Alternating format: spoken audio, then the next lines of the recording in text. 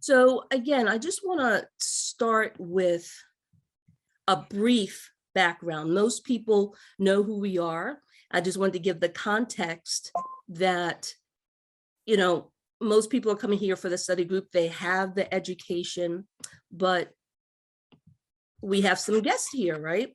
And one of the things that I love about this community is really that we are a community, right?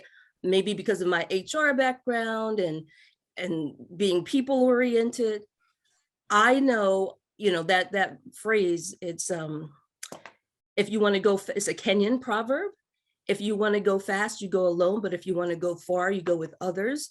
And in the 32 years that I've been in HR and in leadership, I know, and I lots of evidence to say that's true. So these are some of the members of our Renatus group locally, right? We have Greg Johnson, Stan Matthews, who's coming in later. Shonda O'Dennis is usually here. Christopher Taylor, for some of you were on Saturday, we did a session where we shared Renatus again. Christopher was he was the very first student that I referred to the program 4 years ago, and he has just an amazing story that he knew his design. He knew he wanted to do real estate, and in like 2008, he failed in the 2000. He knew he read Rich Dad Poor Dad, Think and Grow Rich, but he didn't have a system. He didn't know what to do.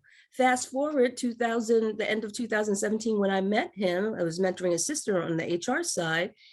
All he kept saying, Miss Carla, I know I want to do real estate. My husband and I have supervised agents, real estate agents. He knew he didn't want to do that. He knew he wanted to build equity and build wealth. So I am so proud of him.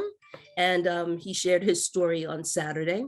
So again, we're here to talk about Renatus. Not all of you are members of the group, but I just want to give context. It is an education and implementation platform. It has about 20,000 students nationwide. And really what they talk about in terms of the solution, right? It's education, right? They have a director of content, they have corporate offices in Utah. And really the goal is to make sure that we have strong theory and that we understand what we're doing, right? So experience world-class real estate investing education tailored to your needs. And then it's all about properties, right? So people like Cardwell, the real estate addict, if you love properties and you love being around real estate. Now, some people may not love intrinsically real estate, but they love what real estate gets you, right? My husband and I, again, part of, I have one side where my human resources leadership experience, 30 plus years, but I'm a daughter of an immigrant and an entrepreneur. So what happens there is I've always done several things. My husband and I have been married for 32 years, and he's been my dad owned parking lots and operated parking lots back in the day in New York City. My husband and I, both licensees, mortgage, my youngest mortgage license, also real estate investor. So I know if it wasn't for real estate investment in terms of our properties, my oldest son would not have been a graduate of Georgetown University. My mother would not have moved from New York. So that gives you assets, right, to build and have financial flexibility. So that's what that brings, right? And just the community, I think it's so important. Yes, people can do some things by themselves, but I think I just believe that God doesn't give all the gifts to one person. Gifts are equally distributed. The opportunities are not, but the gifts are, right?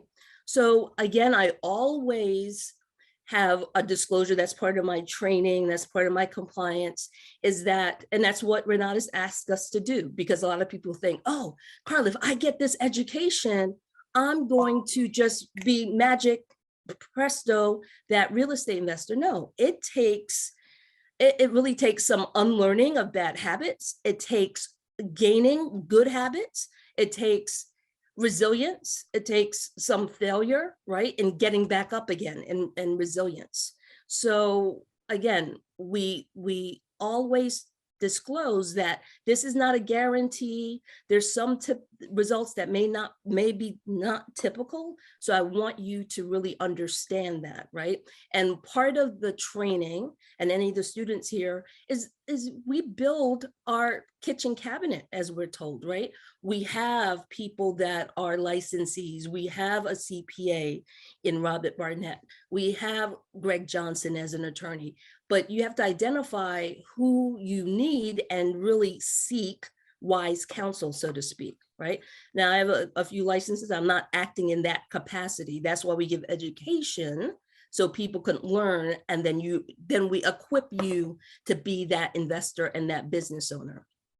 So again, I share about me, and I talked a little bit about that, but I'm going to take up time with that. But for those of you who don't know me, I'm also a business owner, and part of what has made me that business owner, I've always had streams in real estate and income, but during the pandemic, I really committed to having my own career in HR planning firm, right? And that, going through the profits course, and some of my cohorts on that profits course side really helped me to clarify that, come up with the website and my customer avatar. I'll talk later about that.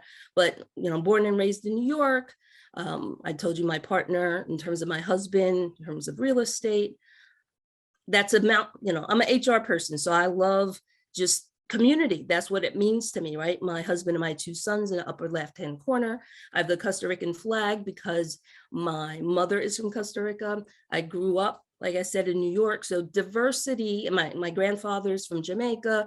My father was, before he passed away, was from Ondaw, South Carolina, first generation New Yorker. I tell people, where would two people meet? My mother from Lamont, Costa Rica, and my dad from Ondaw, South Carolina, except New York, where they wanted a better life. I love mentoring, I love supporting, and that's me in a nutshell. I want to focus more on Renatus, right? The background of how they came up with this. They hired a PhD in education to come up with curriculum paths. Now, HR people love that, right? Basically, they look at, their mission is to create 1 million real estate investors and business owners, right? So in terms of that technical standpoint, you look at what are the competencies, a fancy word for skills that HR people use. What are the skills necessary for an individual to become a successful real estate investor, right? Some of it is technical knowledge. So that's part of the reason that we have, the tax and legal and the credit and how do you find deals, some of the how-tos, right? They sought out trained investors and industry professionals become practitioner instructors. And all that means is, in order to teach for Renatus, what Robert Zune, he's facilitating, but the teachers or the practitioner instructors are all people that have earned at least $1 million in their areas of specialization, right? So if you have Mark Kohler, who is the instructor for tax and legal, he's a millionaire from running his tax practice, and he has 50 plus attorneys in terms of his practice. And then developing and implementing live and online classes. The same PhD that helped University of Phoenix really pivot towards online learning helped Renatus, right? So anyone that goes through the education, there's measurable bites. Like, it's not that you're sitting in front of your computer for an hour or 2 hours.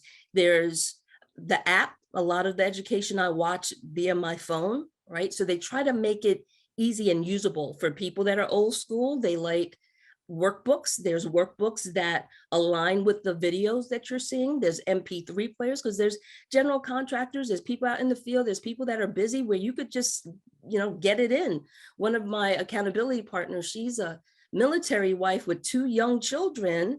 I don't know how she does it, but she does it, right? So she gets it, I'm going to wake up at 2 o'clock in the morning and just get it done. So she's getting it done. So you get it in. And like I said, I really think the value added proposition is the support before and after, right? Of just people like Robert Barnett's him and Maritza and other people that Robert has invited, they took this seriously, and they've committed to really put a collaborative effort of really displaying some of the things that are talked about and shown in Tax and Legal Day 2. Nobody paid them extra to do that. It's just that they care and they are committed to helping people take action, right? So, one of the things that you're going to see examples of today is from the Tax and Legal Day 2 course. So I want to just introduce Robert Barnet. And I didn't know Robert before I joined Renatus, but we soon discovered we had a lot in common. Like I mentioned, my grandfather's from Jamaica. My mother speaks Spanish and English with a Jamaican accent. Anybody that you know from Limon, Costa Rica, 90% chance that they're Black, right? And I'll tell you that story later. But also, Robert and I went to the same high school. We graduated a couple of years apart, but the same high school in the Bronx. Most Black immigrants, they take some stop away in New York or Florida. They're stopping. That's a stop along the way, right? So, Robert, it's a pleasure, just collaborating with you. And I just thank you for your professionalism and your dedication. So I'll turn it over to you. Sure. Thanks, Carla. And I just want to say too, for those who are not part of Renatus, make sure you speak to Carla at some point as well, because she will take time to understand your circumstances and make that connection and let you know what's the best portion as well. And and she's a very caring person, wants to see you do the best as well. So I highly recommend you give Carla Hill a call as well. And like she said, I went to the same high school. My background, I was born in Jamaica, West Indies, moved here family moved here when I was 8 years old as well. Fortunately, in 2 weeks' time, we're going to have a big family reunion in Montego Bay at a nice 5-star resort. So I'm looking forward to that as well, get together with the family and getting back to my home country. But growing up in New York was a great experience as well. And I went to New York University, accounting management major there as well. And fortunately, in the first half of my senior year, the Big 8 firm came to campus and I was able to get offers from 7 of the 8. So I started with one of those firms, 5 years there, and then MetLife, they were looking for CPAs. So I joined them. They were the largest mutual insurance company to convert to a stock company. So I served on 5 committees there as well. And that gave good experience going from senior manager to director. And it's now great bringing that experience and working with people who look like me in different initiatives as well. Because like I said in the outline, it takes a very collaborative effort. The last 4, 5, 6 years, society has seen the depth of the significant adversity. Again, we have known it's been there, but it's much more obvious now. So it's time that we learn the lessons from the last 5, 6 years and join together in a very collaborative effort. So I want to thank Carla for introducing me to the Renatus opportunity. And Renatus, again, I've been a part of it for about a year now. And one great thing about it, you've heard me say before, knowledge is power. So Renatus provides that foundation, the knowledge portion, and a lot of experienced professionals as well who share their expertise. But the other part of it is applying that knowledge. So today is tax and legal 2. Last week, the emphasis was on the knowledge. This week, I'm going to do a refresher, but the emphasis will be on how that knowledge is applied. We'll be hearing from different guest speakers as well as to how that applies. So let me share my screen here. I want to thank Maritza for helping me with these slides here as well. So she played a key part, and also she shared her real estate background last week as well. And I want to just thank her for that. Here we go. Now? Yes, sir. That's great. After Maritza did such a good job, make sure you see these slides here as well. All right, so again, the topic is tax and legal day 2, and it's going to do a brief refresher from the overview last week, and then I'll introduce some of my guests as well.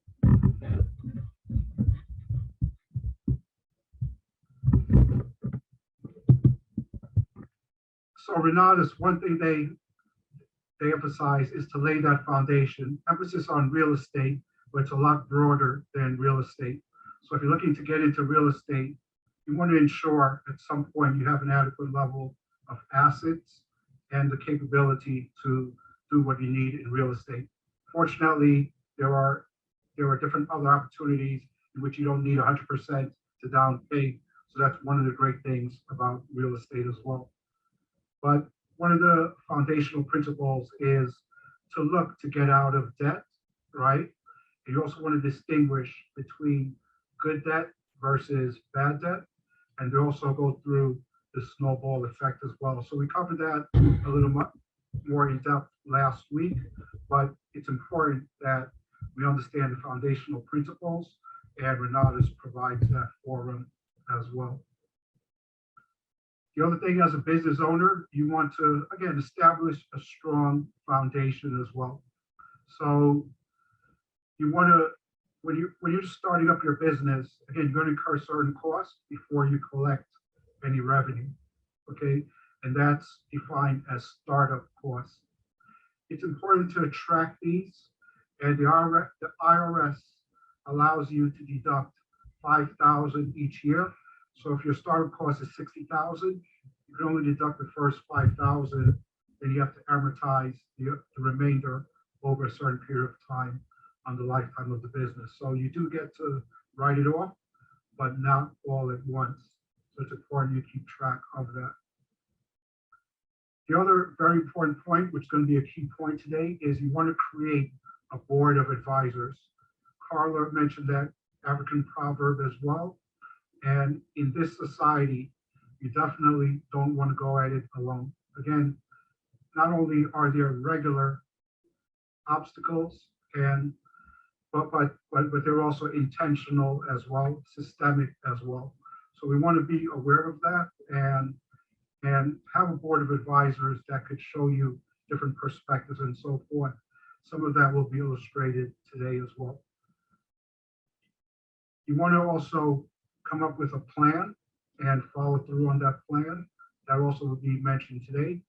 You want to look at the structure, establish a solid structure as well, whether it's a LLC, S Corp, and so forth.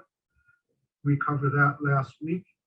You want to maximize your write-offs where you can within the guidelines.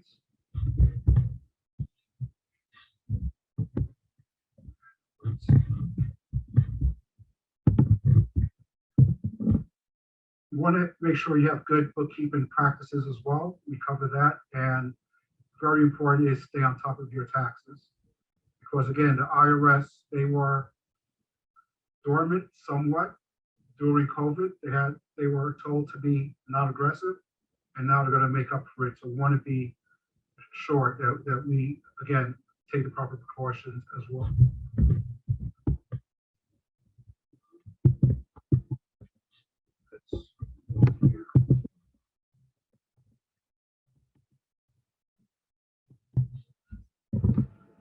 Let me just highlight some of the benefits of rental before we get into the other side of things. With a rental property, there are four major components that Mark Cola covers. Again, as Carla mentions, Mark Cola is the instructor. He is both a CPA and an attorney as well, and he makes great points.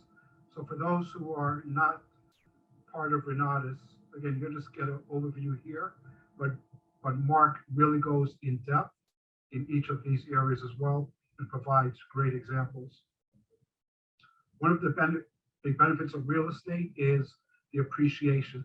So he mentioned, I think over the last 30 years or so, the average increase per year is about 6% in real estate. So again, he gave an example where in real estate, you have a $100,000 property. You have the option of putting 10% down, so 10,000. That's your cash outlay. You get a property worth 100,000, and let's assume it's the standard increase, the next year it's 106,000, right? So appreciation is one benefit of real estate. The other is mortgage reduction. So the great thing about it is you get a tenant in your rental property, you have a mortgage, but the next slide would show the four major components of your payments. One is the principal on your mortgage. The next is the interest. Third are your property taxes. And fourth is insurance. It'll be great if you get a tenant in there that you have enough rent to cover all four of those. So again, in this example, you bought a property for 10,000. You have your mortgage being paid by that tenant as well, and your property's going up. So you have appreciation, and your tenant is paying your mortgage, interest, taxes, and insurance. Again, this is the ideal situation, but this is another big benefit of rental property. The third item he mentioned are tax deductions. Again, he gave the illustration as a CPA. When I take on new returns as well, sometimes people just take the mortgage interest, the property tax, and maybe one or two other expenses. But in this session, he goes over the many related expenses, and we covered some of those last week, that as a business owner, as an owner of a property, the IRS guideline says any expense that's ordinary and necessary that you incur to generate that income, you can deduct. So again, in this session, he goes over a lot of different items as well. The fourth area is cash flow. Again, he mentioned he does many returns, and he does many rental property owners as well. He said the average rental property owner has a book loss of between 6,000 and 8,000 per year. That's the average. The good thing is it's not necessarily a real loss, because again, if you purchase a property and you cannot write it off all in 1 year, but you have to write off over 27.5 years. So that's called depreciation. And depreciation, again, it's not cash outlay every year, but it is a expense. So you could show a loss on your books for tax purposes, but then still have the cash to go with it as well. So these are just high level, the four major components of rentals. And we'll talk a little more about the rentals, classification, and so forth. But that just gives you an overview of an area that's covered. Another key item that Mark mentioned is short-term versus long-term. Short-term are things that are more like your operations. These are areas in which you end up paying taxes in the current year. So examples are short-term fix and flips.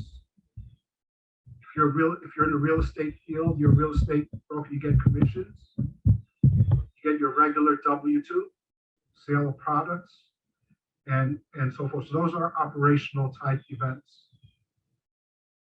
You get a W-2, and you could end up paying significant self-employment taxes.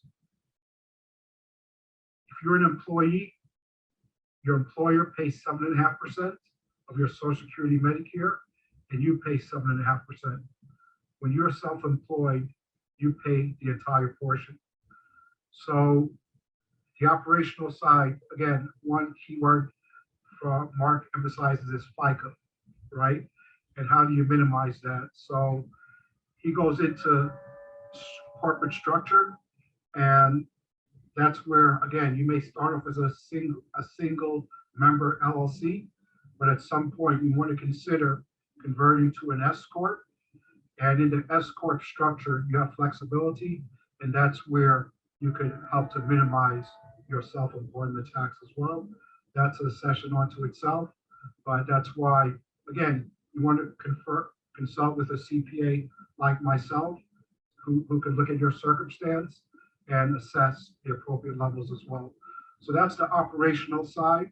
And again, we want income, but we also want to look at the right side of the equation, and that's the holdings. The holdings are more longer term, and examples are passive income. So for example, you want to buy and hold your property, for example, rentals, then that could be considered passive activity and not subject to the self-employment tax, like on the left side. Other items here are capital gains. You have Airbnbs, VRBOs. Now, Airbnb, if you treat it like a hotel where you're doing daily service, then it may be more on the left side operations. But if it's more, you're not treating it like where your hotel, changing the sheets and everything like that, then it's more longer term as well. So the right side has also retirement benefits. So those, as you know, are not taxed currently, but are longer term. So he separates the left side versus the right side. And the next chart will help to crystallize this as well.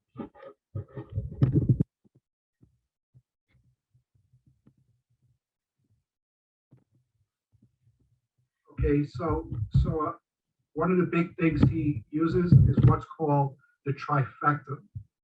And this is where it gets a little more complex. And that's the importance of these study groups as well as defined. You could study it on your own, but you hear different perspectives. So again, I mentioned the left side, that's operations, that's your current earnings. The right side are your holdings, your rental properties, life insurance, investment accounts. But then there is the third factor, and that's the family revocable living trust. Again, this is where you want to collaborate with both a CPA and an attorney. The family revocable living trust is one area where you could provide a certain level of protection as well. So again, he goes in depth in this, but right now I'm just giving you a flavor of what's out there, especially for those who are non-Renatus, that it could go pretty deep in the real estate field, many different options and so forth. So to get that knowledge would be beneficial as well. But that's the trifecta impact as well.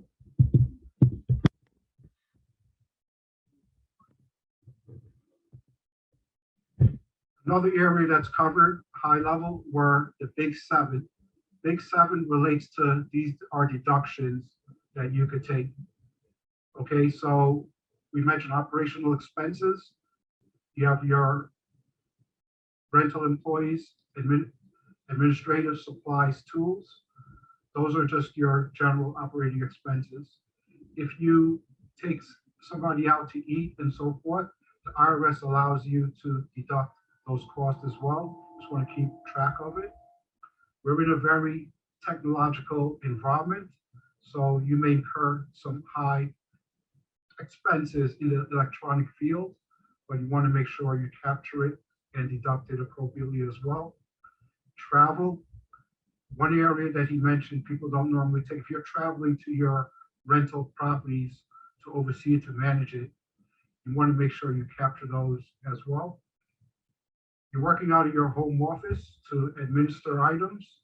So again, that's a deduction people generally miss. Home office is a key area. You want to keep proper records. Traveling to your place, you may drive a lot, the auto. And then the last item is family members. So if you use your family to assist you in your rental property or in other areas in general in business, you can deduct it. So let me give you an example as well. And this is one of the real life illustrations. Having a family member in your business, whether it's rental or any other business, you could save on taxes because again, you're going to be paying them, but then you could claim that as well. Especially if you have a teenager and so forth, you could help them to become self-reliant, teach them responsibilities, and small business ownership skills. Again, it's a challenging society once your child goes out there, right? So you want to give them that confidence level And so it's both mental as well as skill based to have that confidence, and having them take part in your business is one example of that as well. And you could also commend them, teach them to, they may fall short in certain areas. You could show them how to improve in those. If they do a job well done, you could also compliment them as well. And like I said, you could save money because again, you have to buy things for that teenager as well. So you could pay them, save taxes, and then they have a sense of responsibility as well. And as Mark says, you teach them how to do a hard day's work if you're lucky as well. Again, you may have to get some resistance, but that's just an example of you of having a family on payroll. And the next chart shows the different ways of paying them. If you pay them under 600, then you do not have to issue a W-2 1099, especially if they're over 18. But if they get over 600, then you should issue them a 1099. Or if you exhibit direct control, there are times where you will need to give them a W-2 as well. And the good thing, if they get a W-2, with the current tax guideline standard deduction, if you qualify, you don't have to pay taxes if it's under 12,000. So these are some of the strategies that he goes through as well. All right, and let me just give you a real life example here as well. So my daughter, she, as I mentioned to you last time, from when she was 6 weeks old, she was talking to me with her eyes. I knew she's going to be a communicator as well. And then when she could talk, she hasn't stopped talking. So I'm a CPA. Although networking, I'm maybe outgoing, but I'm more on the introvert side, right, in the accounting. And she's just the opposite of me as well. She's very much outgoing and so forth as well. So let me just,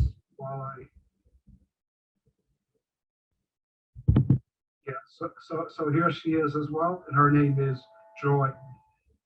But she learned again, she worked with me in the business side, although she's more, again, the liberal arts. She worked on the accounting, the tax side, and just dealing with the clients itself, and general business skills.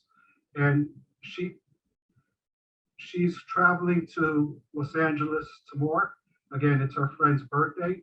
She works in corporate, very intense hours. So tonight she's working late as well.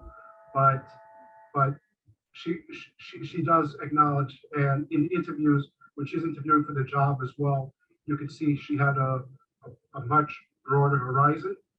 So fortunately, she went to the great HBCU of Howard. She had several offers, but she helped our pockets out, the parents' pockets, by getting a full academic scholarship. And I was about to give her that big speech when she narrowed it down between University of Maryland, which is a great school as well, but there, out of state, you got to pay much more. Howard, a full ride, and then she selected that on her own. And the network that she's established there, the camaraderie, it's been great. The HBCU experience has been great for her as well. She was a communications major. Like I said, she started talking with her eyes when she was 5 weeks old, and she's a communications major, and she's graduating magna cum laude as well. So this is just an example of getting that business skills background.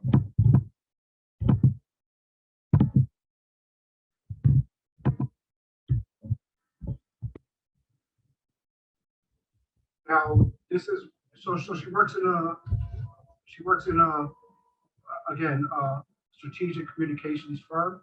They handle, again, Fortune 500 companies and so forth.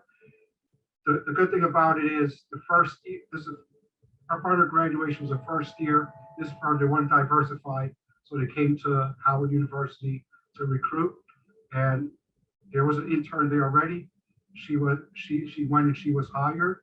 And just like typical again, her grandmother, again, is very resourceful and showed that to reach out and help others as well.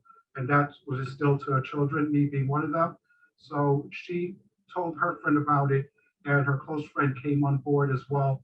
It's great to see in a very corporate, could be intense at times, because again, strategic communications firm, how they worked well with one another and moving forward as well. And like and this company is ranked #1 in certain fields. So, but again, the example is she got the business skills from earlier on. Again, I'm not saying that's the only reason. There are many other factors coming in, but that's just an example of of having your family on the payroll as well. So let me just come back to the presentation here.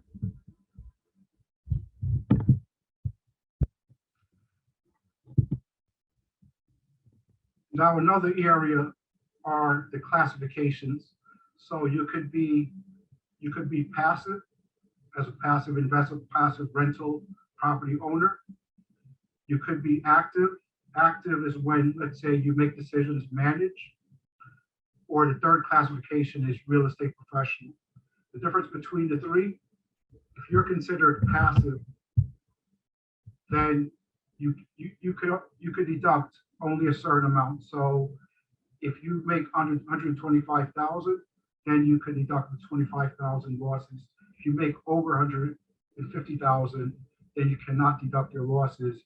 You have to carry it forward. Active has its own criteria, but the biggest area to save on taxes is the real estate professional classification. And the main criteria there, though, is 750 hours. You have to work in that field as well and consider to be a real estate professional. Years ago, we didn't have that real estate professional component, but the main thing is 750 hours as well. So at this point, I just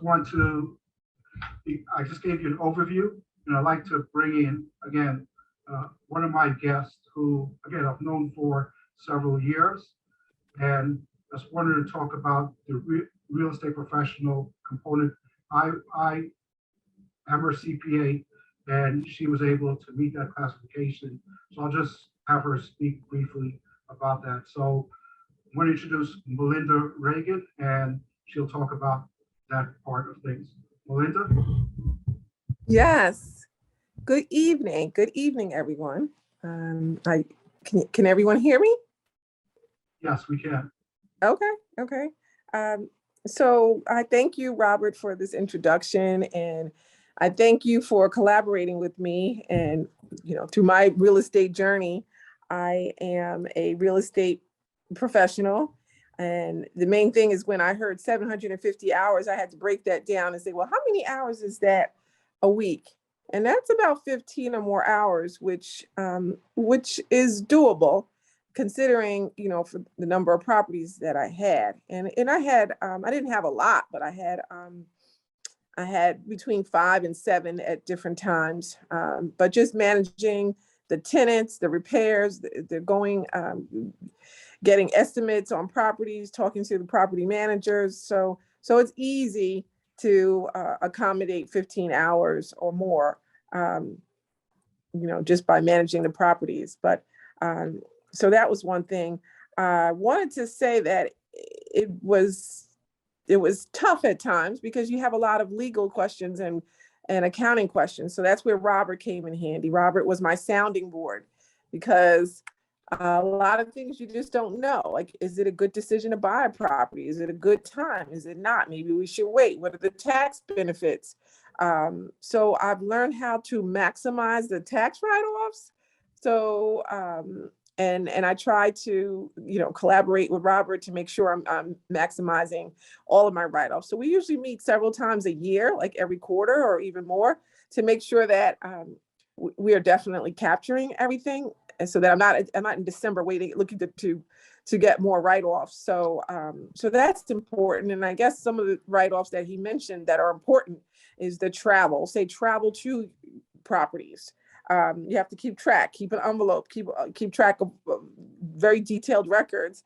So, I definitely kept my receipts, my Easy Pass travels, my, even if you have a meal out, make sure you write down who you ate with, so that I could capture, maximize all the write-offs. So that was one thing that's very good. In the bookkeeping, I don't want to be audited, 5 years later, and I don't remember what I spent. My records aren't I guess not together. So I made sure that I always kept good records, good bookkeeping records, so that if we were audited by the IRS, they're intact. So that's definitely an important factor. And then appreciation is the best thing to me, because I have a property and it's appreciating and I'm not putting a penny into it, because the tenant's paying the mortgage, the interest, the taxes and insurance. So they're covering that. The property appreciates. It's a win-win. Well, not all the time.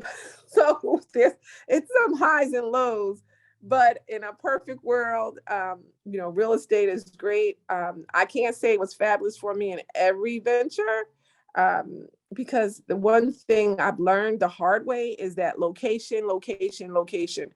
Sure, we've heard about that, but I've bought properties that, because they were cheap, or I got them at a good price, they weren't in the best location, so they didn't have the appreciation that other properties had. So you may get you may pay more for a property, but it's in a great location and is going to appreciate.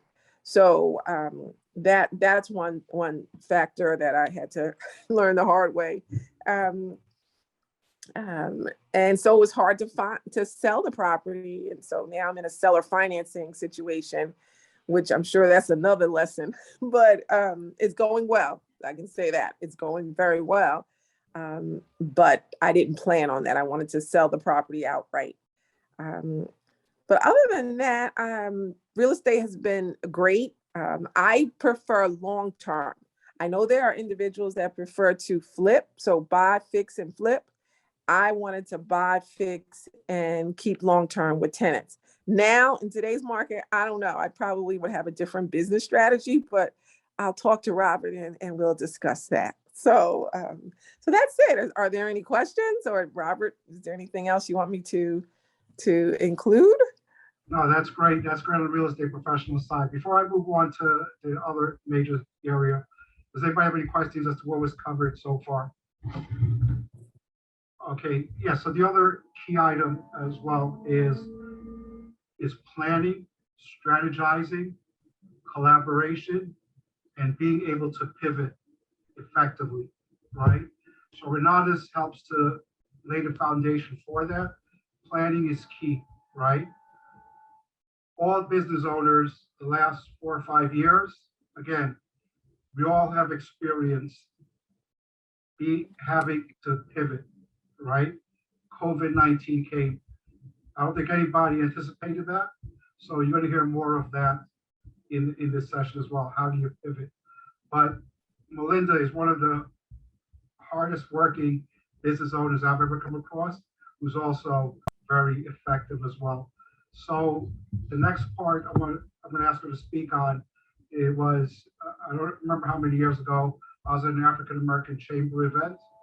One of the first times I was attending that event as well.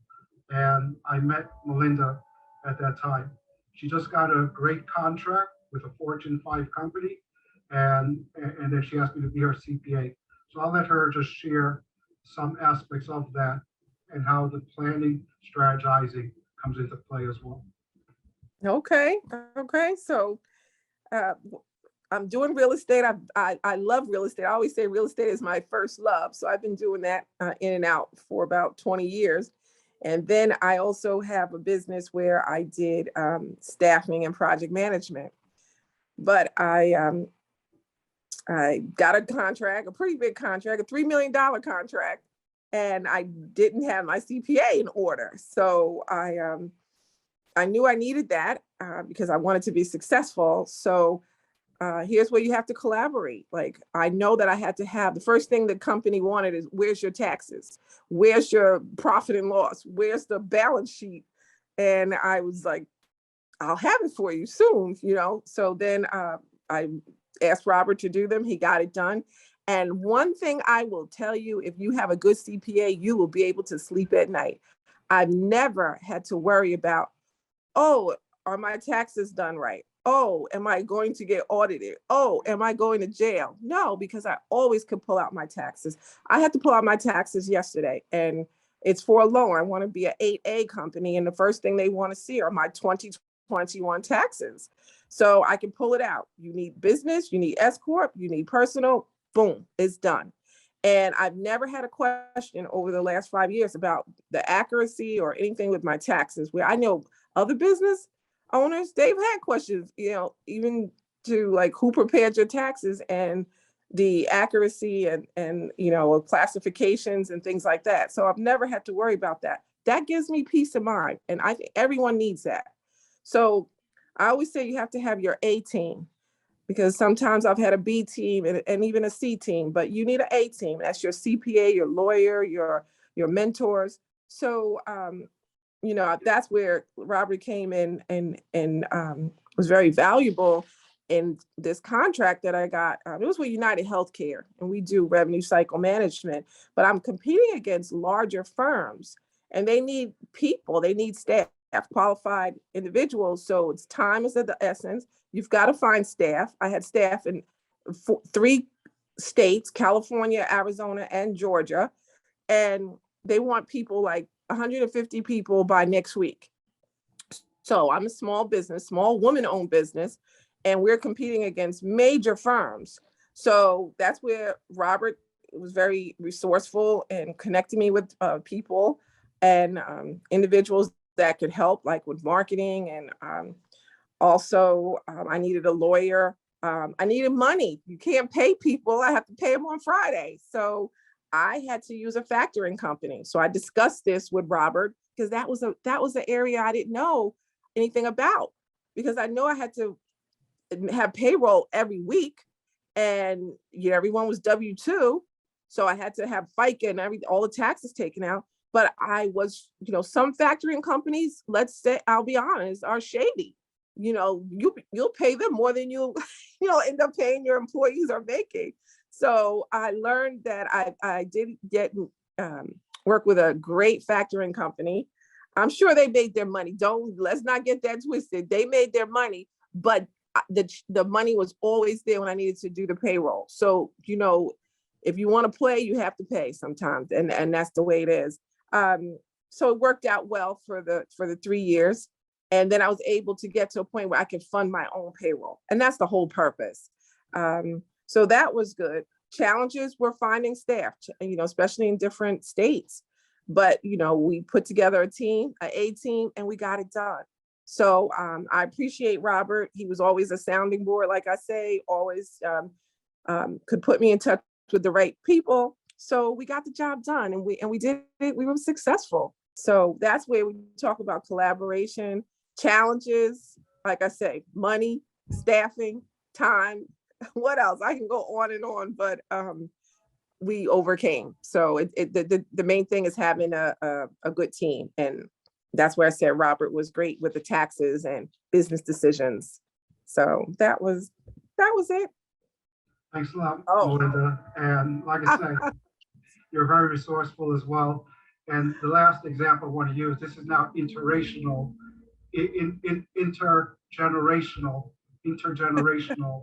collaboration as well.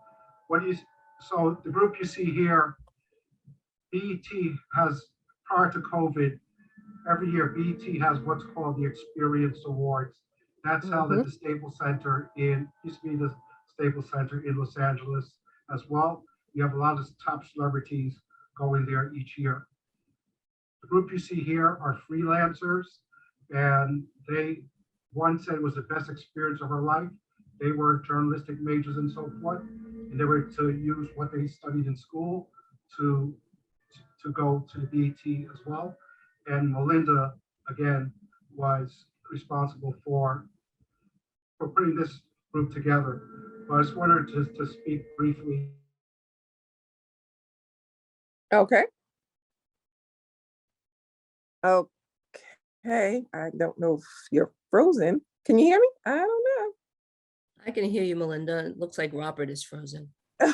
Okay, yeah. So again, with the collaboration, um, I went to a networking function with Robert, and we met the VP of social content at I forgot the name of the networking event, but he was from BET. He was the guest speaker. Robert spoke to him, and then I met him, and I said, "Hey, do you need any staffing?"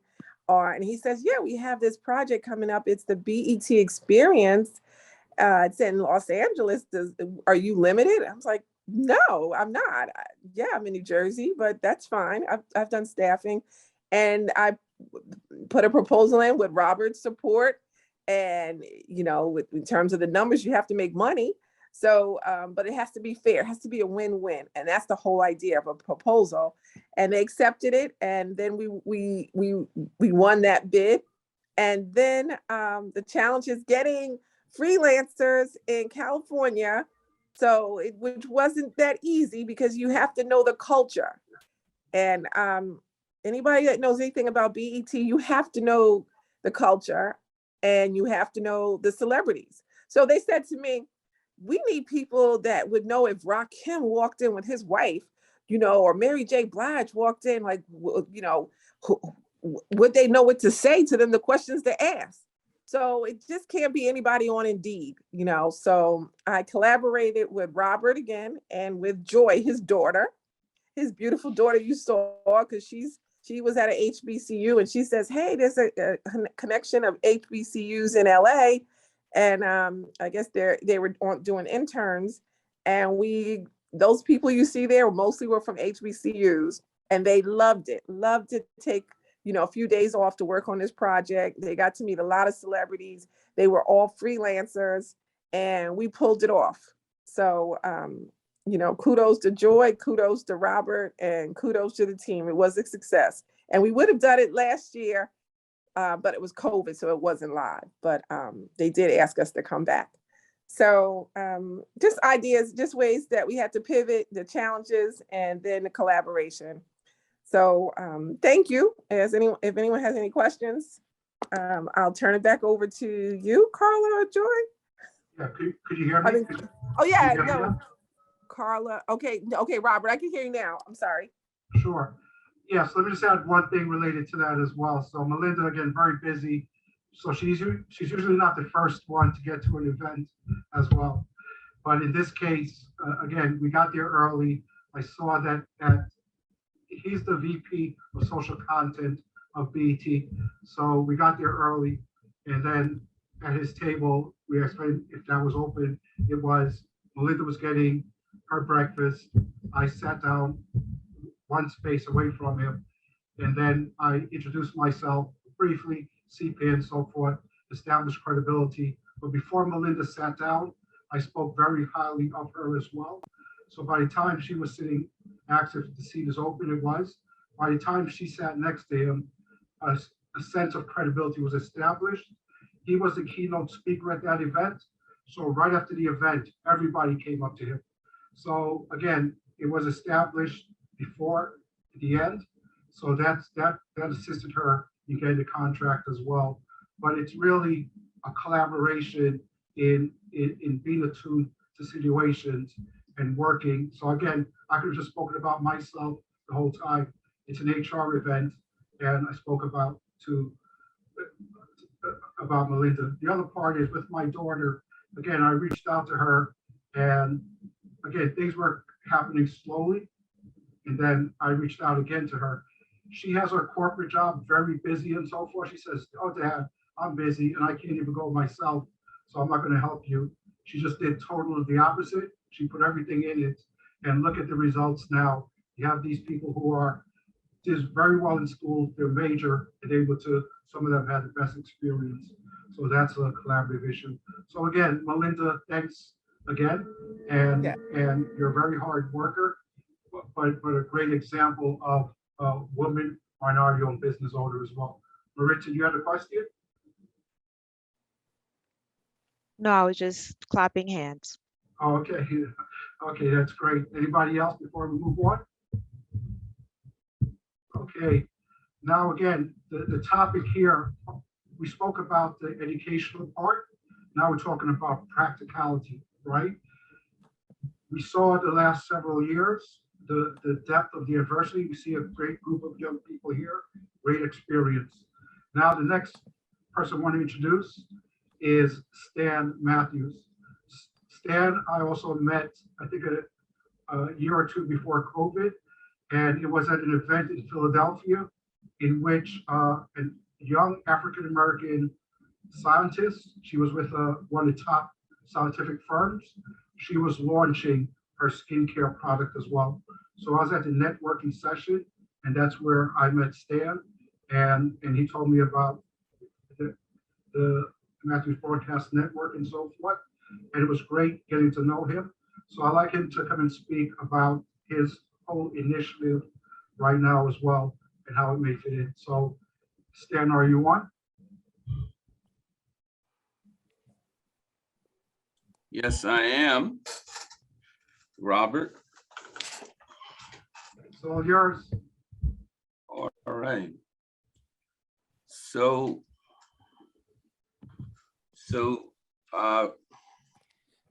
Robert asked me to share with you guys tonight, and I'm glad to. And I just want to congratulate Melinda on the awesome success she's enjoyed. And the reason why that's important, in my view, is because with the sale of BET by Robert Johnson to Viacom, we lost a media outlet that could tell our story from our perspective. And so, you know, that was not necessarily the best thing.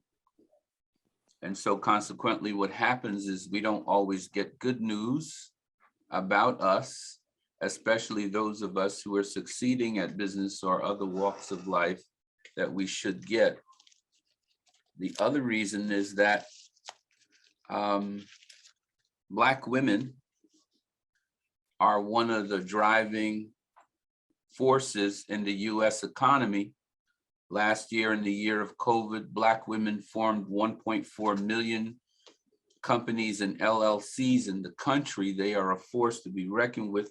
And some would say they also in South Carolina saved Joe Biden's presidency and turned what were losses in Iowa, New Hampshire, and Nevada into a Biden campaign that suddenly was resurgent and ultimately won.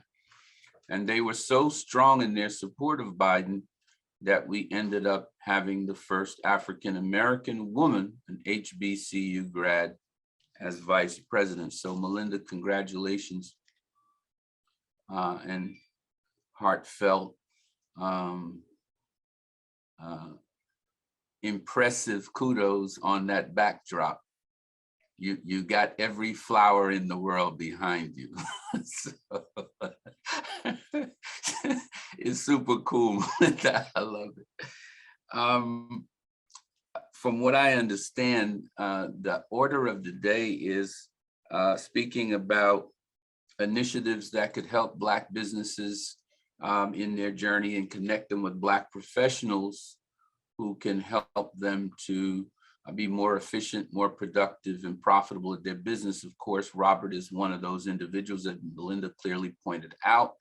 The big three, as she mentioned, you need a banker, you need a lawyer, and a CPA. I would concur with her totally. Carla Hill is another example of that. Many of you who are here tonight.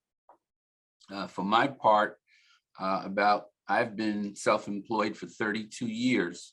Primarily as a marketing consultant, working with businesses between $500,000 and $5 million. I've always felt most comfortable in the small business space.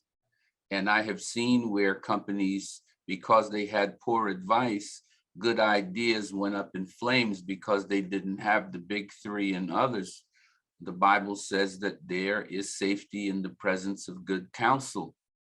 And I would say in business, there is safety in the presence of good counsel.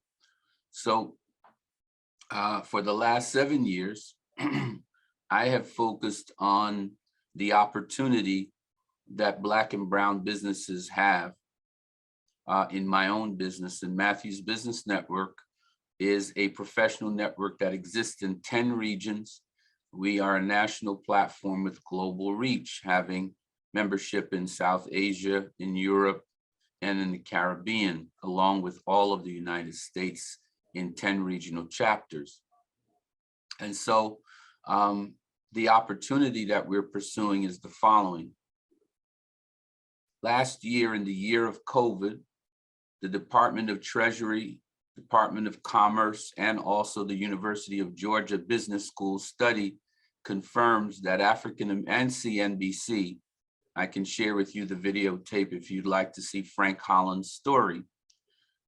African Americans spent in the US economy in 2021, $1.6 trillion. For those who can't believe what I just said, T as in Thomas, RILLION, 1.6 trillion. Our Spanish-speaking Latino brothers and sisters spent 2.3 trillion in the US economy. Native Americans and Asia Pacific Islanders spent 875 billion in the US economy. You put those three together, that's 4.1 trillion in a $19 trillion economy. Here is the opportunity for those of us who are business owners and professionals. Our people, Black, brown, and red consumers only spent 2% of that $4 trillion with us. They only spent 2% with us. So the opportunities for Black business is enormous if we could just have a marriage between ourselves and Black consumers. And so our platform seeks to educate Black and brown consumers by placing social media ads and also ads on television networks, including BET, the Oprah Winfrey Network, CNBC, MSNBC, ESPN, the Weather Channel, the 20 premium networks. Those are networks where there's always at least 50,000 people watching, and at dinner time, up to 2.3 million watching. We place ads there for our clients, and we place ads there for ourselves, encouraging Black, brown, and other people of color that they should at least make an attempt to spend at least 20% of their disposable income with businesses who look like us, who are in the community. Now, were they to do so, they have to have what Melinda talked about and what Robert and Carla represent, others of you here. They have to have a level of competence. So when we began this business, we did focus groups in all 10 of the regions we operate. Those focus groups were about 20 professional people who had incomes of between $50,000 and $75,000. And they gave us 4 primary reasons why they don't often shop with Black and brown businesses and professionals. Number 1 was availability.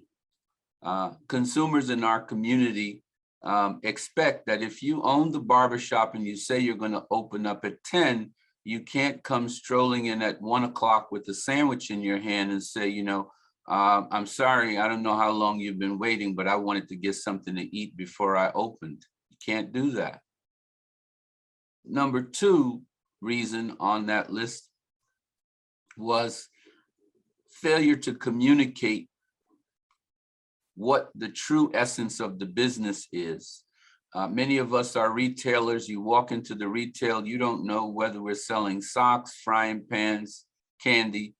It's an everything store. So it confuses the consumer. There's no specialization. They're just wondering what's going on here. Third on the list is poor customer service. And I don't mean attitude. I just mean poorly trained people who do not represent the business well. Fourth on the list was this issue called perception or trust. Now, what is important about that is that trust was not number one. We've been fed a bill of lies that Black folk don't do business with each other because they don't trust one another. That was on the list, but it was fourth. Being available to do what you said you were going to do in a timely fashion was number one. Doing it well and communicating that was 2 and 3. So I saw an opportunity there. I said, man, you know, if we recruited a cadre of business people like Robert, Greg Johnson, and Carla Hill, you know, they believe that on time is late. Let me say that again. Carla, Robert, and Greg believe that being on time means that they were late. They get there before time, right? So I felt like, man, if I can recruit a national cadre of excellence, we might be able to encourage our people to do business with these people and recirculate at least a portion. Our goal was 20% in 10 years of that 4 trillion. That would be $800 billion circulating in our community. Let me tell you what the report card is after 7 years. We have 2,243 members. The average incomes of those members range between 40,000 and 120,000. And that gives us a purchasing power collectively as an organization of about $165 million a year. Now that's a blip on the screen when the target is 800 billion, but we're on our way, right? We're on our way. So we now are an organization with an average, when you take the mean and the high, of about $72,000 per practitioner, and you multiply that by 2243, we've got about 165 million in purchasing power. And we could leverage that to help each other. In MBN, following the train of thought that Robert shared and Melinda shared and others who spoke shared, we have what we call the MBN safe space. What is SAFE? S-A-F-E. Dovetailing exactly on what has already been said. S is strategic. A, excuse me for a second, there's someone coming. A is advantage. F is for, and E is for entrepreneurs. Strategic advantage for entrepreneurs. What is MBN's strategic advantage for entrepreneurs who join us as members? They can speak to people like Carla and Robert and Cardwell Faxton and Greg Johnson without any fee. They can have an initial consultation with best of the best professionals so that they make good decisions. And those consultations often lead to real relationships in which fees are paid. So we have created a safe space for the entrepreneurs in MBN. Again, strategic advantage for entrepreneurs is what SAFE is. Our chairman, Eugene Poole, who's been in business for 42 years as a benefits consultant, calls it the MBN strategic advantage. And that is what you've been saying here as I listened, that you've got to have a go-to accountant, go-to lawyer, go-to consultants like Carla that can educate you and give you that GPS for success, right? So we've put the strategic advantage for entrepreneurs. In other words, we've put a safe in place, and it has helped us grow. In fact, we tripled in size in the pandemic from 625 to 2243, where we are now. So that is what we do, right? We have 2 divisions. One division is our membership division. We focus on growing in those 10 regions. The other division is the Matthews Marketing Group. And what we do there is give small businesses the ability to affordably advertise on the 20 leading networks on television. We are one of 2 Black-owned companies on the National Cable Council, and our lead network is the Oprah Winfrey Network. We place more ads on the Oprah Winfrey Network for them than about 90% of their customers outside of the Fortune 500. Because our clients are small, we can't compare to what the Fortune 500 buy from the Oprah Winfrey Network. But in the category of businesses between 2 and 10 employees, we're number 3. in terms of buys from the Oprah Winfrey Network. And I'm in communication with their program manager every single week about more buys on the Oprah Winfrey Network. And it's a great experience working with them. Now, let me shift from what MBN does to the conversation that you're also having about hiring family members. So, like Robert, I have two daughters. One is the director of cash management at Investors Bank. She is a HBCU grad from Hampton. And the younger daughter is getting her master's in marketing.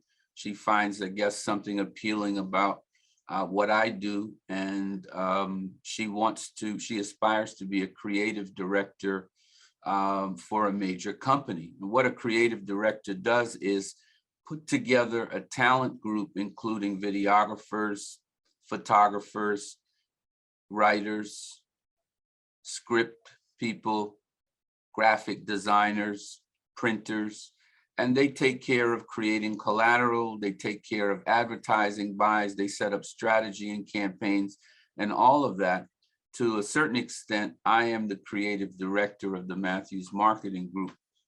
So this young woman, of which I'm very proud, is getting her master's from American University in Washington, D.C., and she has her graduation ceremony on Saturday the 7th. And so I'm so happy.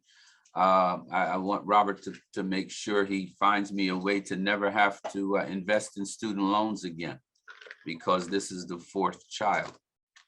So she will be joining Matthews Marketing Group as the associate creative director, because what she has found out, in spite of the fact that she's had many great internships, when she applies at the Viacoms, when she applies at the Disneys and the other big companies that she wants to be a creative director, the thing that they asked her is, what creative director experience have you had in the past? And having none, it's better that she start off in the family business, working directly with me, and then building up her skill set so that she can have on her resume she was an associate creative director with a company that does all the things that the big companies do, placing ads on the TV channels, developing campaigns and that sort of thing. So we're going to give her about 2 weeks off to celebrate her graduation on the 7th. But on Monday, the 23rd of May, I fully expect her to be engaged as the associate creative director and relieve Dad of some of what he does. And maybe even stay, and have us be a legacy business.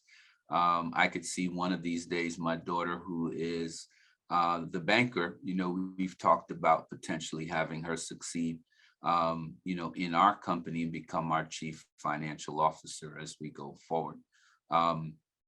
So on the legacy front, I'll certainly be taking Robert's advice in terms of having her involved as a family member on paid staff. And the final thing that I'd like to talk about is the blessing of collaborations. At the beginning of the pandemic, our attorney, Greg Johnson, who is one of my favorite people in the world, one of my best friends, came to me and said, there are opportunities, Stan, in real estate because of the pandemic that may not come again. And he said, because you have this network of business owners, were you to focus on it, you might be able to get some of them to invest in real estate collectively, and we could form an LLC to do three things: buy land together, build homes together for families, and then profit the sale of those homes together. Very simple strategy. And so I thought about it and I assessed, what we call a SWOT analysis in business: strengths, weaknesses, opportunities, and threats. So as I looked at the strengths, we had literally thousands of people who were doing well in our network. So I said, yeah, I think I could get some of them to invest. And then we looked at weaknesses. Well, we had just about every skill set we needed to do this real estate business. opportunities. There was cheap land all over the place. Interest rates were historically low. And people needed homes. Stephen Cooper from the New Jersey Banking Authority, a dear friend of mine, I said, Stephen, what do you think about this opportunity? He said, Stan, jump all over it. I said, why? He said, in New Jersey, for every one new house that's built, there's 10 buyers. And then Greg Johnson came along and said, there's bidding wars. I said, this is getting more interesting by the day. So we green-lighted that and we created Double M Partners. Double M Partners has engaged in 3 capital raises. The first one, we raised $135,000 to help another developer purchase a modular home in Ewing, New Jersey. We raised $135,000, and each of the investors in that project were paid 30% at closing. The second project, we raised about $325,000, and the property that we are building at 129 Ewingville Road in Ewing should be selling for about $450,000 in the near term, next 60 days or so, if not sooner. And then the third project we're working on, we're raising $500,000 to build 2 brand new homes in Hamilton, New Jersey. Now, here's where collaboration is important. Double M has 0 debt and has almost raised $1 million from people who look like us with no debt. We own the land, we own the buildings. We've tried our best to hire Black and brown contractors, and it just shows that we can get ahead when we get together. We don't owe any bank anything.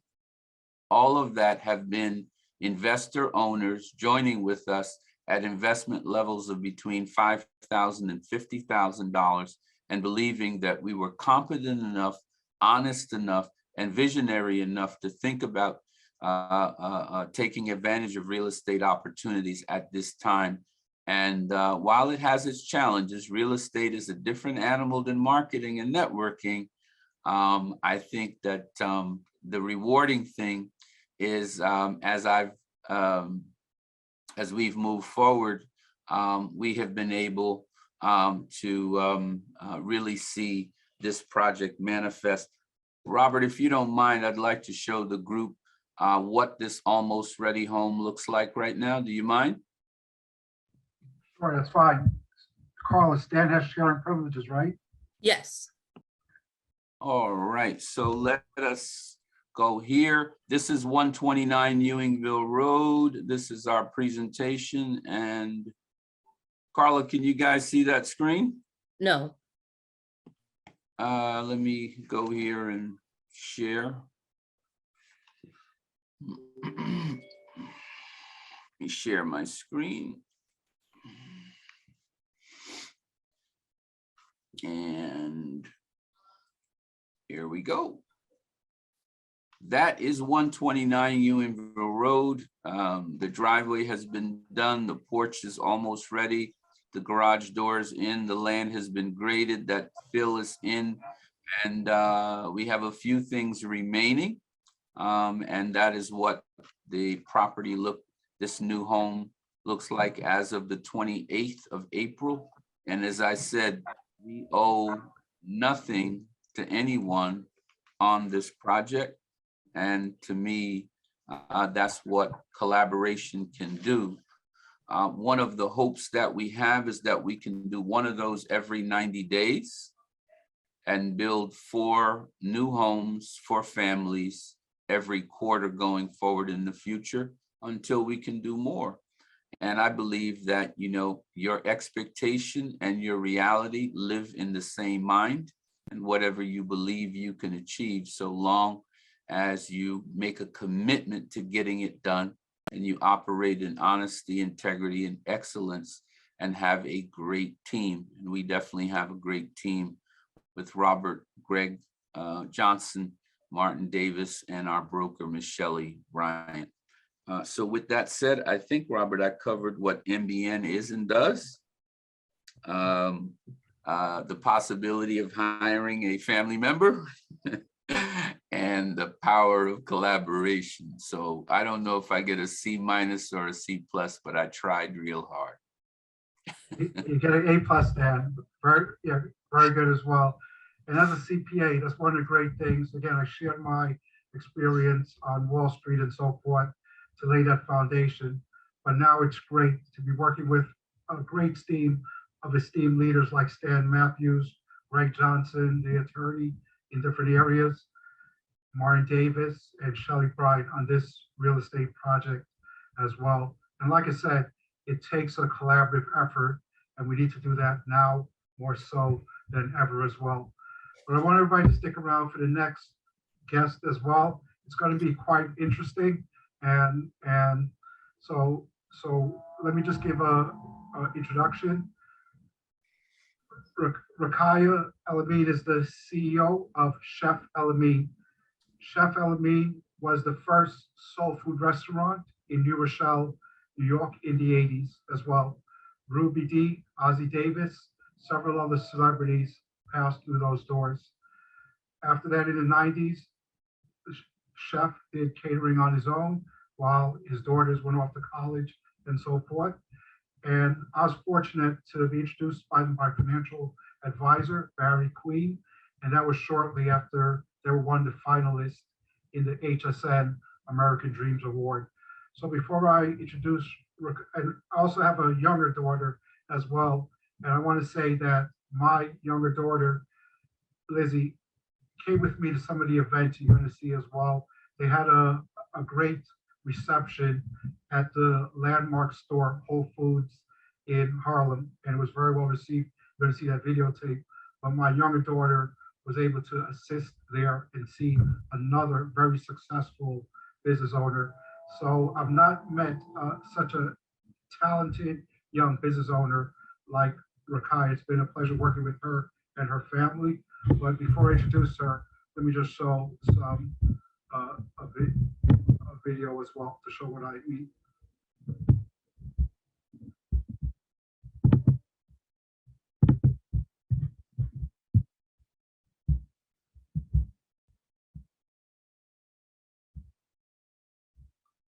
Yeah, and the food is delicious, but don't take my word for it. The person you see here, you know, Melinda, again, I met Rakaya and the family, and they gave me a tough time. I was on a phone call with Rakaya, and what I thought was a product development manager, and the product development manager was asking me some very, very tough questions. So I found out the product development manager was Rakaya's mother as well. So now I understand why, and then I became the CPA. But it's been great working with them. The guy on your left, his name is Ed Young. So he's the founding member of the Source magazine, and they went from 75,000 to 20 million. This competition, it's the best chef competition in Newark. So again, like I said, the food is lovely, but listen to what's being said here as well.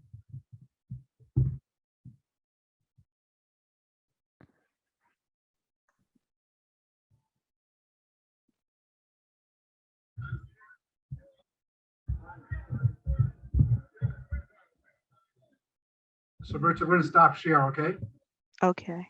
And try from your end.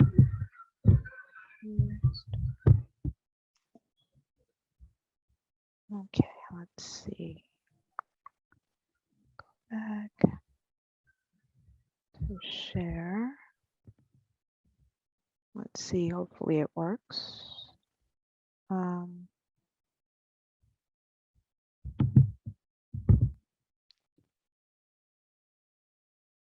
Let's see, fingers crossed.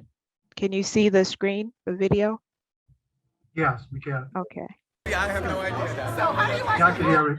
Everybody hear it? Yeah, I said the same thing. Yeah, you said the same thing. Oh, look at that. Look at that. Wow. Lick the plate. Nice. I can't believe it's This no egg and is- no mayo in that. That's No. crazy. What?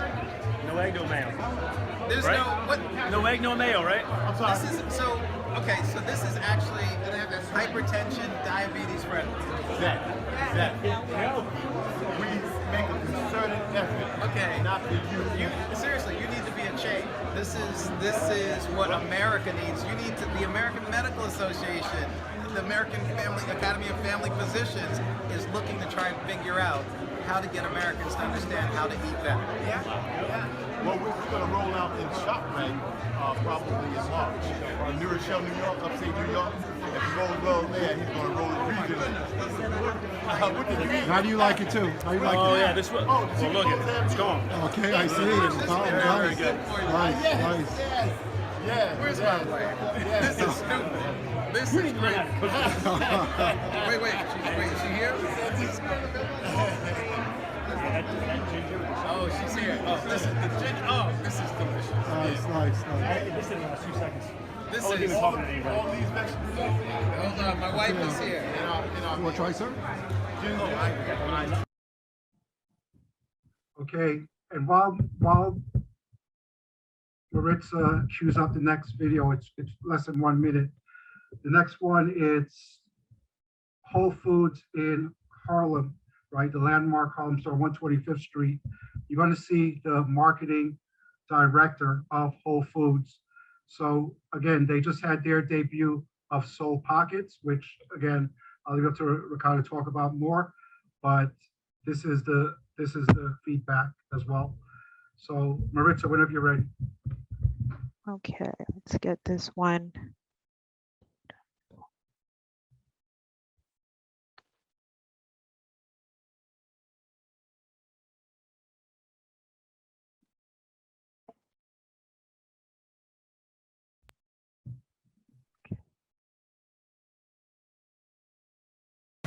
Hey, how are you? I'm good. How's everything?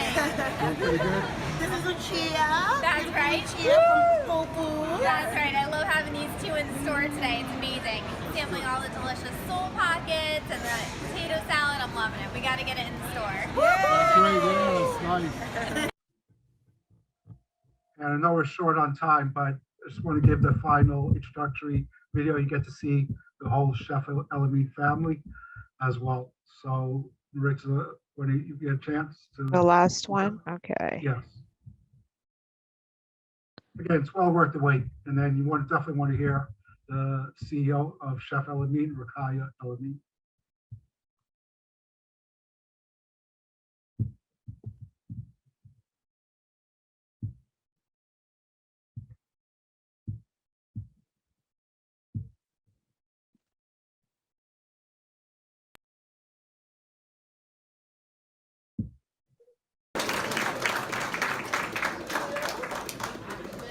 Thank you very much. First and foremost, I'd like to thank Almighty God. I'd like to thank Chef Elamine Dream Team, which is right here, because we realized nothing could be done without a team effort. Also, I'd like to thank 914 Westchester Magazine. I'd like to thank advisors.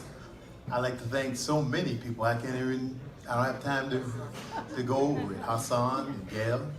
Anyway, we started out 35 years ago in the basement of our apartment, and now we're in ShopRite. A lot of hard trials and tribulations, a lot of ups and downs, but we prevail. We're prevailing. We strive hard to keep the family together.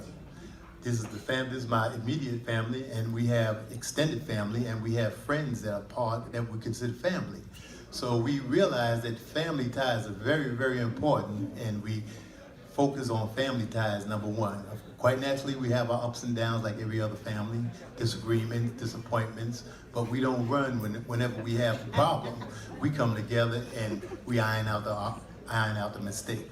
But I don't want to be long-winded because I turned the baton over to my daughter, Rakaya. She's the CEO of Chef Elamine. Well, I just want everybody to know that we are Chef Elamine, where the food is supreme.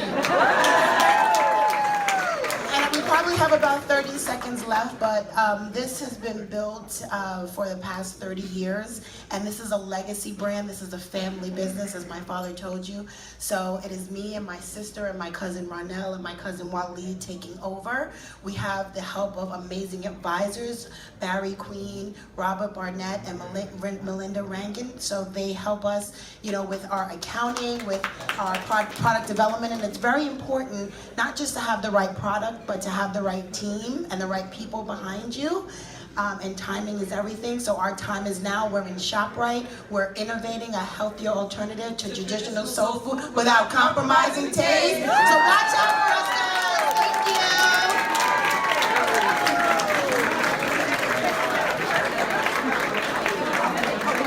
One quick thing that I wanted to say. I know. We have my parents in the house. They have been married they're 90 years old, married 70 years.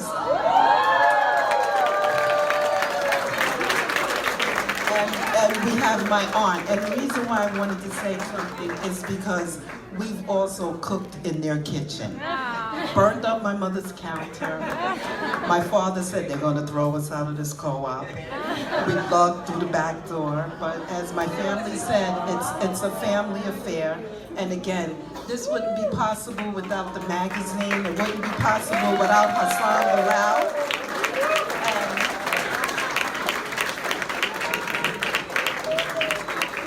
And the matriarch and patriarch of our family. you. What 90 looks like, everybody, right?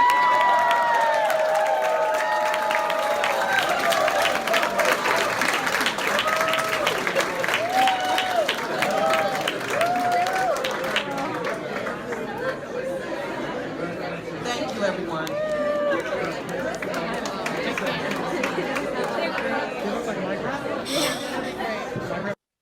That was a beautiful moment. Yes, it was. And that's the family legacy and a real live example right there as well. And what that was a 914 Inc. magazine award. They were the most outstanding minority business in Westchester County. That award was as well. Not only were they in ShopRite, but there's a major company as well that does catering to corporations in Manhattan. And again, healthy food. And they did catering for companies like PayPal, Facebook, and several others. So without further ado, I want to turn things over now to the CEO of Chef El-Amin, Rakaya El-Amin as well. Hi, everyone. Good evening. Can you hear me? Yes. Yes. Yeah. Okay, wonderful. If not, I would use my microphone. This is what I use when I pitch. I often pitch to try to get funding, you know, trying to get onto Shark Tank, different investors. So it's really hard to pitch and, you know, have your personality shine through, you know, when you're not in person because of COVID. So I have to use different props and things of that nature to make things interesting. Usually I'll have people tasting our food.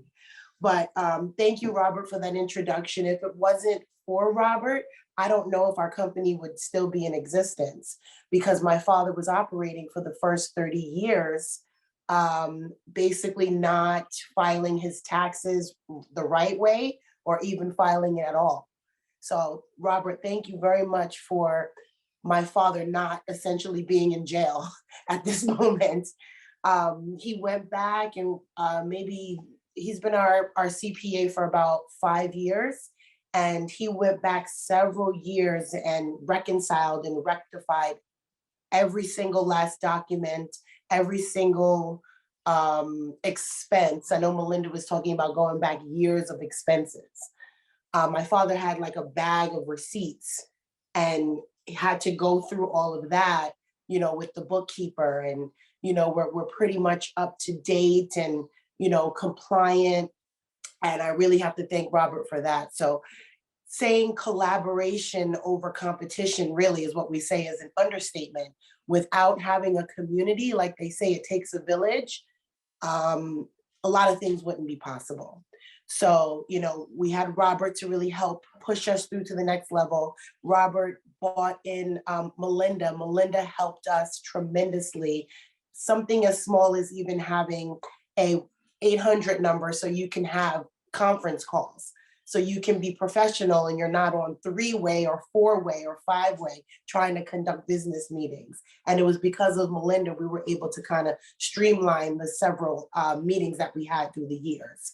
So then we had our Barry Queen, who was our financial advisor and helped guide us through predatory loans and being able to report to Duns and Bradstreet to get our credit up to par, to potentially get loans and get grants. Again, if it wasn't for them, we've got through COVID over $85,000 in grants that we were able to use to pivot our business.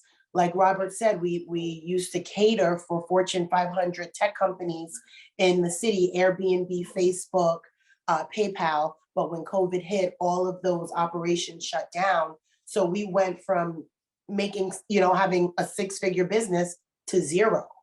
So it's like, how do you pivot from that when you're forced to close because of a pandemic? So we were Chef Elamine Caterers pivoted to what you see on the screen, Soul Fusion by Chef Elamine, taking our soul food recipes that my father and my whole family had when we had our restaurant, and kind of remixing them and making them healthier and making them accessible. So we have Soul Fusion, I don't know if you can see this, and we've created not a Hot Pocket, not an empanada, but something better. And we've created a Soul Pocket. So a Soul Pocket is really a handheld meal for busy professionals like us on the go to feed our families in a better way. We have Nigerian dough that we use for the handheld meals that are kosher. It's just kind of better for you. And that's something that we saw our community needed, because a lot of us didn't really know how to eat better. The soul food riddled with, high calories, cholesterol, causing hypertension and diabetes and all of that. So we wanted to really solve that problem and create, a better version of what we all grew up on. So that's pretty much my story. And, like I said, pivoting from the pandemic, being able to get those grants with the help of Robert and Melinda and an advisory board. And now we're here and we're hoping to get our line into supermarkets all over the world. Thank you. That's great, Lakai. Does amazing. anyone have any questions for Lakai? Yes, so Maritza said is the food in all the ShopRites. Thank you for your question, Maritza. We were in the ShopRite in New Rochelle, New York, so we were in one store, and we were actually going to grow into the other ShopRites, but they're co-ops, so they're like owned by families. So it's not like a Whole Foods or a Stu Leonard's that's like owned by one larger company. It's like you would have to go to each region in order to kind of sell to everyone. So because of COVID, they shut down. We had a store within ShopRite where we were cooking in ShopRite. My dad, who's the chef, he got COVID actually in ShopRite. We had to stop our operations. And to answer your question, we're not in all the ShopRites right now. We're revamping, and we're actually looking to be in more so Whole Foods and maybe Trader Joe's because of the price point of our product right now. Okay, great. And where are you now, or you're just kind of in the revamping mode? Well, we took the 2 years off to do research and development. We hired a sales team of brokers that have relationships with other retail buyers to get us into other markets. And we actually were able, through our lawyer, because the big three, like they said, we have a lawyer and a CPA and a banker. So our lawyer was able to help us have a operational contract where we have all of our soul pockets mass produced by a factory or a co-packer. So instead of being in my grandmother's kitchen or in little small kitchens, we can have about 10,000 soul pockets produced an hour. So we're doing that in North Bergen, New Jersey right now. And we're looking to sell to restaurants. We're going to hopefully do something with Marcus Samuelson in Harlem. We're going to be in a book with Pinky Cole of Slutty Vegan. I don't know if anyone is in the Atlanta area or familiar with Slutty Vegan, but she's been doing a lot everywhere. So we're going to be in her book, which was published by Simon & Schuster, with our vegan potato salad recipe. And one of the reasons why she said she chose our recipe is because we had our stuff in order. We had the website, we had our taxes in order, we had our LLC in order. And a lot of the Black businesses that she was looking to work with didn't have any of that in order, unfortunately, just by not having the knowledge or even having the resources. So because we had those things in order, now we're in a book published through Simon & Schuster that's going to launch in June. So we have a lot of projects in the pipeline, to answer your question. Okay, great. Congratulations. And bottom line, where can I buy? Where can I buy? Where can I order? Where can I order from? So we're working on direct to consumer. You'll be able to Okay. order online through our website. Okay, great. And we're looking to do that, by the summertime in conjunction with the book launch in June. So Okay. stay tuned. I'll send all the information to you. Robert to be able to share it with the group. Thank you. Congrats. My pleasure. My pleasure. Thank you. If there are no other questions, again, that's what this night is all about, a collaborative effort. So, and you see examples of this. I'm sure there are others on this call who could have similar stories as well. But now more than ever, really need to draw on the best of our individual skills, expertise, lived experiences, and to come together to build one another up as well. So thanks, Carla, for this opportunity tonight to share this. And I'll turn it over to you as well. No, thank you, Robert. Well, And again, I'd like to thank my guests for coming on board and taking the time out. Let me just add one thing too, that Carla called me last Saturday. I went through a busy tax season, so I didn't even know I was going to be doing tax and legal this time. I didn't even know it was coming up. So she called me last Saturday, and the first one was Tuesday, and then this time as well. But again, I'm a man of faith, and I didn't know 11 days ago we'll be doing this, but God knew, and Carla responded as well. So like I said, call Carla, and if you're not part of Renatus, just speak to her. And she's also a good worker as well. So give 3 months from now, your ears may be ringing and say, I knew there's something I was supposed to do. It's call Carla Hill. All right, Carla, I'll hand it back over to you. great, excellent job.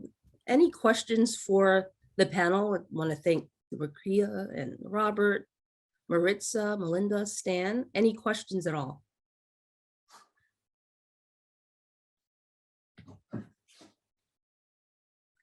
So I want to thank you. Now, one of the things I want to share also is I talked a little bit about Renatus in terms of the education part of it. And we do also have an entrepreneurship course. Let me share my screen for that. Give me a minute.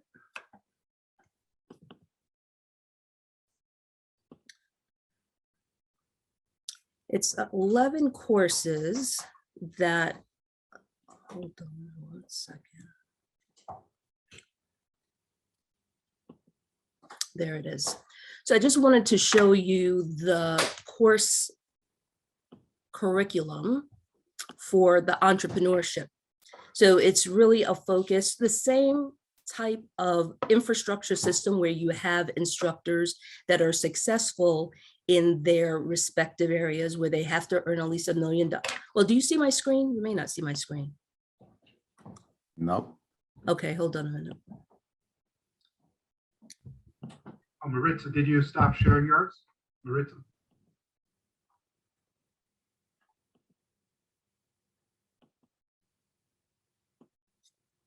I don't think that's the issue. If I stop sharing, yes, I did stop sharing. Okay. This should do it now. You see it now, right? Yes. So I want to talk about the profits course, right? And the focus there, similar to the real estate side in terms of those competencies to create real estate investors. This course is required in order for business owners to move to the next level, to transform, whether you're a current business owner looking to scale and go to the next level, or a person that wants to be a business owner. Now, one of the things that we see in real estate, people don't treat it as a business, right? So whether it is learning how to communicate, right? There's about 21 hours of content of assessing and knowing what buying behaviors are for your customers. Integrated business growth and development, that's taught by Mark Kohler, the same person that did tax and legal day 1 and day 2. So he talks about your business plan, your marketing plan, and your strategic plan. The done deal formula is presented by Troy Dunn, who's been on the Oprah Winfrey Show and several other shows, Dr. Phil, without spending a penny in marketing. His business was basically finding long lost family members and connecting them. He ended up selling his business to Ancestry.com for an undisclosed amount of money. So really what he does, and the major takeaway that I had from that course, is content creates community and community creates commerce. Business and velocity banking, paying off debt faster, social selling, everything about being online and marketing to your avatar, your champion life, person that is a 7-time Mr. World champion, also a pastor, talking about the holistic way of actually being that whole person in your business and creating legacy. And building your business online, day 1 and day 2, talking about the funnel and really focusing on your customer avatar. These are the instructors of those courses. So Ron Williams is the first person in the upper left-hand corner that focuses on building your championship life. That's a 7-time Mr. World bodybuilder. Eric Counts does courses in the Essentials program, but his course is just really transformed the way I think. It's an 8-hour course on business automation from soup to nuts, right? How do you scale your business? How do you create scripts? How do you make sure that the automation and the systems are there to transform us from being just self-employed, where we own our jobs, as opposed to being a true business owner and creating legacy? Rob Sperry is internationally known in terms of social media. Christian George is the director of content for Renatus that focuses on accelerating and paying off your debt faster, the banking strategies. Woody Woodward, this is, personally my specialization, just in terms of effective communication, assessing people's strength, and really marketing and knowing buying motives for your respective prospects. Troy Dunn is the person that I talked about that ended up selling his business to Ancestry.com, and he teaches how to really integrate your message within the media for no cost. Mark Kohler that's what Robert just went over in terms of he is a CPA and an attorney, and he teaches us the business planning, the strategic plan, the marketing plan, and Steve Larson does the online training. We are starting a study group. I'm partnering with the New York Renatus group on June 2nd, where we are going as business owners, going through the course. You have to have the course, but going through the course, applying the course, but really creating that accountability group as well, so we can all move to the next level. So I really wanted to present that as well. But I am so grateful to Robert for putting this together. Rakia, I thank you. And also Maritza, that's, you're always there. She's just very consistent and always helpful. Melinda, just thank you for your excitement and your enthusiasm.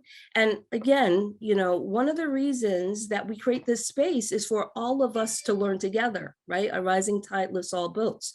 So this is an opportunity for any I think it's inspirational. It's great to hear the stories, but most of you are here because you want to go to that level, right? So it's great that Robert facilitated it, but this is your opportunity to ask those questions, right?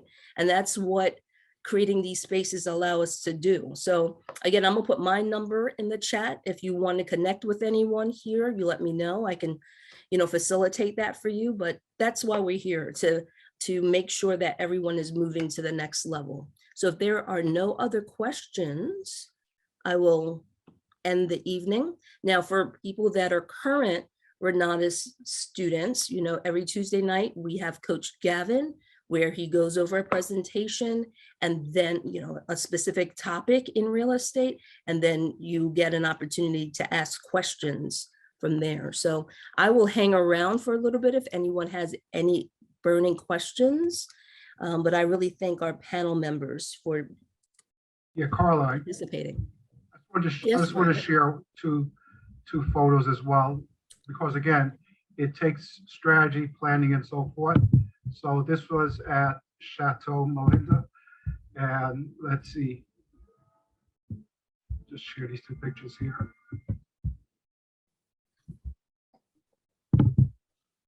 Can you see my screen? Yes. Okay, so this was our first planning session. Again, Rakaya mentioned a lot of the results, but it does take the planning, detailed planning and so forth to get things done. So this was just our kickoff session with Chef Elamine. And here's another one as well. Let's see. And this is the group. Barry Queen is the one in the middle. Just briefly how I met Barry. I did a consulting assignment at Price Waterhouse 2016. And I went to the first time Jacob Javits Convention Center networking event. I met somebody there at the bowling alley. They had a reception at the bowling alley, and that person invited me to a reception. And that was held 2 weeks later at the roof of a law firm in Midtown, right across from Price Waterhouse was where I started. And MetLife, its corporate headquarters, you can see them back to back. That's where I met Barry. And he has a phenomenal story. Again, from Philadelphia, there was drugs involved and so forth. He almost got killed. He became a financial advisor, $1 million producer in New York Life for many years as well. But hearing his story, where he came from, is really something else. And as a result, the group is brought together as well. So I just wanted to share this, but that's the Chef Elamine advisory team as well. So thank you for sharing, allowing me to share.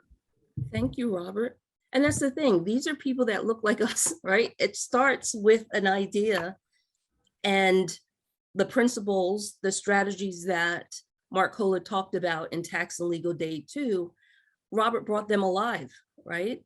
So again, it's the education, it's the accountability, the implementation, creating that space, that support. That's what being on the Renatus team allows us to do. So again, I'll hang around for a little bit, but that's going to conclude our session unless there are any other questions. All right, I'll play us out with some music, but again, thank you all for hanging in there, and thank our panel members.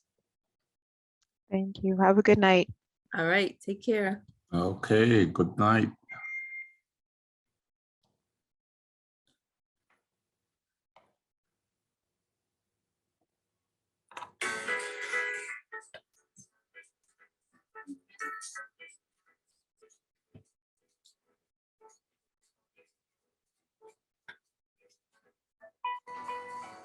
Excellent job, Robert. Thank you so much.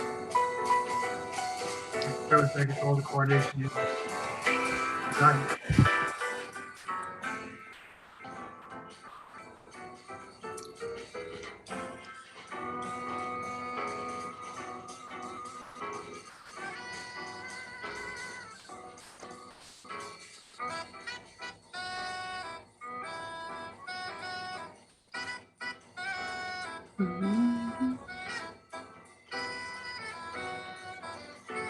So George, Greg, Steve, Charles, any questions? Tony? Not at this time, not at this time. All right, glad to have you here though, Charles. Oh, I enjoyed it immensely, and I must say, kudos to Mr. Barnet. Well done. Definitely. Kudos to you all. I'm very proud of my folks. Great. Thank you, Charles.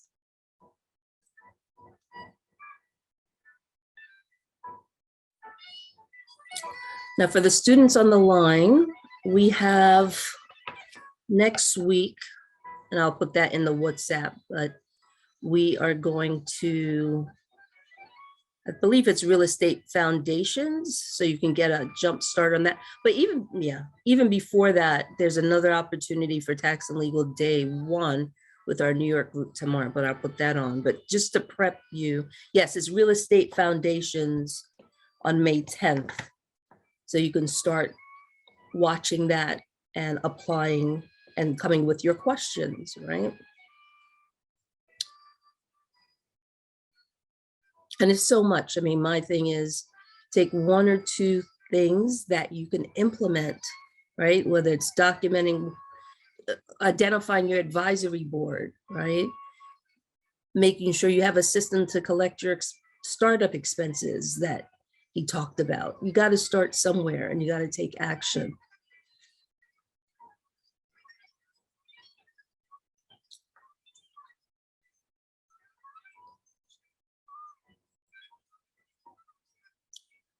All right, so I'm going to say good night. And again, thank you for being out there. And for the ones that are students, I'll put the information for Coach Gavin in our WhatsApp group. All right, take care, everyone. Have a great night.